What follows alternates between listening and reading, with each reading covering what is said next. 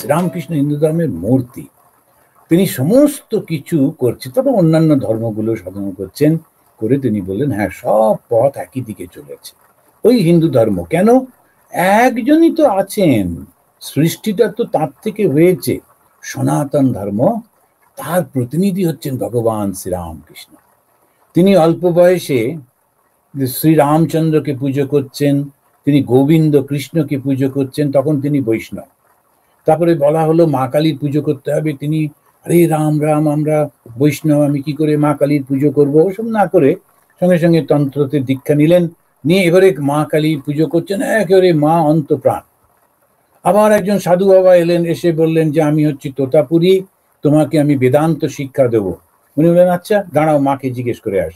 বলে ছুটলেন মন্দিরে, গিয়ে মাকে জিজ্ঞেস করে এসে বললেন হ্যাঁ হ্যাঁ ওই মাই বললেন তোমাকে আমাকে শেখাবার জন্যই তোমাকে মা নিয়ে এসছেন। তোতাপুরিজি নিজে বুঝতে পারলেন না এই মাটাকে, তো যাকে যাক, বাঙালিরা একটু মা ভালোবাসে, ঠিক আছে। কিন্তু উনি বৈষ্ণব বেদান্ত সাধনা করলেন, একবার বৈষ্ণব হলেন, তারপরে আবার তিনি তন্ত্র সাধনা করলেন, বেদান্ত সাধনা করলেন।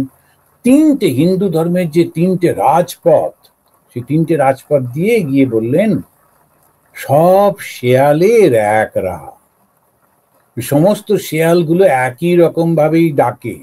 বর্ধমানের শেয়াল একরকম ভাবে ডাকবে, আর দিল্লি শেয়াল কি হিন্দিতে ডাকবে? ও এরকমই একই শেয়াল ডাকবে।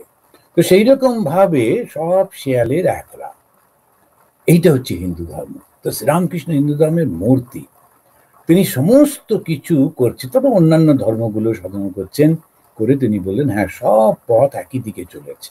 ওই হিন্দু ধর্ম কেন? একজনই তো আছেন, সৃষ্টিটা তো তার থেকে হয়েছে।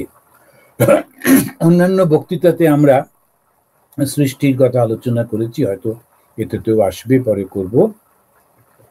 তো ওই যে ফুলটার মালা আমরা দেখতে পাই, সেই মালাটা কত রকমের ফুল থাকে, হলদে ফুল, সাদা ফুল, নানা রকমের সব ফুল দিয়ে মালাটা, আর সুন্দর ঠাকুরের গলায় ভগবানের মূর্তিতে ঝুলছে, কিন্তু ওর ভেতরে একটা সুতো আছে। ওই সুতোটা না থাকলে ফুলগুলো কি থাকতে পারতো? তা তো থাকতে পারতো না। তো সেইটা বলতে গিয়ে ভগবত গীতাতে ভগবান শ্রীকৃষ্ণ বললেন সূত্রে মণিগণা ইব। ওই যে মণি, যে সমস্ত দেখছো যার মালা, তুমি যে সব দামি দামি পাথর টাথর দিয়ে যে মালাটা দেখতে পাচ্ছ, ভেতরে যে তারটা, ওইটা আমি, সবাইকে আমি ধরে রেখেছি। এই যে সর্বব্যাপী ভালোবাসার ভগবানকে যখন আমরা ছোট করে ফেলি, যখন আমরা তাকে আমার ভগবান তুই আসবি না, তুই ছবি না, তোর খাবার দেবো না করতে থাকি, তখন এই ভগবানই আমাদের উপর বিরক্ত হয়ে যায়। সেই জন্যে এত কিছু করেও না একটু ভগবানের দিকে এগোতে পারি না। ভগবান শ্রীরামকৃষ্ণ শ্রী শ্রী মা সারদা মণি দেবীর স্বামী, এবং শ্রীরামকৃষ্ণ তিনি জানতেন স্বামী হিসেবে তার কি কি দায়িত্ব কর্তব্য। মাকে জিজ্ঞেসও করেছিলেন তুমি কি আমাকে এই সংসারে নিতে চাও? মা বলেছিলেন না, কখনোই না, আমি তোমাকে তোমার সাধন পথে সহায়তা করতে এসেছি। এইবারেতে ঠাকুর মাকে পরীক্ষা করলেন, আর একটা পরীক্ষা করলেন। সাধারণত সব সময় আমরা ধরে থাকতে চাই, ও এই মহারাজ এসছেন, ইনি শুধু আমাদের বাড়িতেই আসেন, ইনি শুধু আমাদের খাবারই খান, ইনি শুধু আমাদের, ভীষণ ধরে থাকার একটা বাসনা। ওই মহারাজ অন্য কারুর বাড়িতে গেলেই কেন গেলেন ওখানে, কি করলো ওরা, কি হবে না হবে, আরে তোমার কি? কিন্তু ওইটা সংসার বাসনা, শুধু আমার থাকবে আর কারো থাকবে না। সংসার মানে কি? যে সন্ন্যাসীদের কাপড় জামা রয়েছে, ঘর বাড়ি রয়েছে, সবই তো রয়েছে, কিন্তু সংসার বাসনা মানে ওই যে ধরে থাকবো আর কাউকে দেবো না, কারোর সঙ্গে শেয়ার করবো না, এইটা নেই। তো সংসার মানে কি? ওই শুদ্ধ গ্র্যাবিং, শুদ্ধ ধরে থাকবো, কাউকে দেবো না, এইটাই প্রবলেম হয়ে যায়। মা খুব আনন্দ করে দেখে শুনে ছেলের বিয়ে দিলেন, দিয়েই বউকে বললেন খবরদার সকালবেলায় আমি ছেলেকে এটা রান্না করে দেবো, আমি দুপুরে রান্না করে খাওয়াবো, আমি পুজোর বাজার করে দেবো, আমি। তাহলে বউটা করবেটা কি? না, আমি ধরে রাখবো সব কিছু। ওই সংসার বাসনা, ফল কি হলো? দুঃখ, ঝগড়া ঝাঁটি। যে ছেলেটাকে এত তিনি ভালোবাসেন সেও কষ্টের মধ্যে রয়েছে, বিয়ে দিয়ে বউকে নিলেন, সে বউটাও কষ্টের মধ্যে রয়েছে। তিনি নিজেও পাড়া প্রতিবেশী সকলকে কেঁদে কেঁদে বলছেন আমার বৌমা এসে সংসারটা জ্বালিয়ে দিল। আসলে তিনি দেশলাই কাঠি হাতে নিয়ে ঘুরছেন নিজেকে। এখন এই সমস্ত চলে কেন? ওই ধর্মটা বুঝি না বলে। ধর্মটা কি? শুধু বোঝা যে আসলে সব কিছু এক। আমি ধরে রেখে কি করব? বেশি দিন থাকতে পারবো কি? সুতরাং ধর্ম ধর্ম করে যে আমরা মাথা পাঠাই, অন্যেরও মাথা পাঠাই, বুঝি না বলে। ধর্মটা একটা অসাধারণ ভালোবাসার জিনিস। ধর্মটা মানেই ভালোবাসা। তো মা কি করলেন?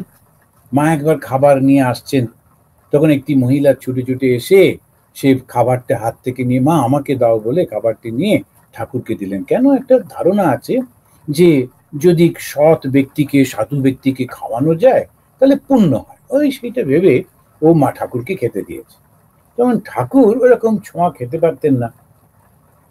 এখন ঠাকুর মাকে বলছেন তুমি প্রতিজ্ঞা করো আর তুমি কারু হাত দিয়ে পাঠাবে না। এ দেখো ওকে হাত দিয়ে পাঠালে ও আমি খেতে পাচ্ছি না, ওর নানান রকমের সব চিন্তা, অসৎ চিন্তা, সেজন্য আমি খেতে পাচ্ছি না।